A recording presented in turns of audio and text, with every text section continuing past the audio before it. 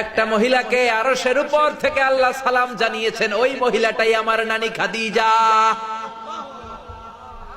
বিশ্বনবী খাদিজার এত ভালোবাসতেন, বিশ্বনবী বলতেন, আল্লাহ কিয়ামতের দিন যখন কেউ কাউরে চিনবে না, ওই কঠিন দিনে আমি যেন আমার প্রাণের খাদিজারে ভুলে না যাই।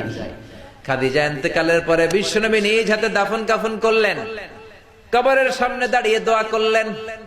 দোয়ার পরে সব সাহাবীরা ঘরে ফিরে যায়।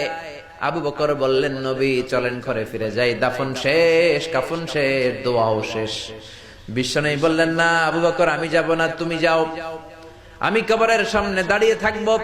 যেই মহিলাটাকে এই কবরের মধ্যে আমি শোয়ালাম রে আবু বকর, এই মহিলাটা সাধারণ কোন মহিলা নয়, আমার বিপদের দিনের সঙ্গিনী খাদিজা।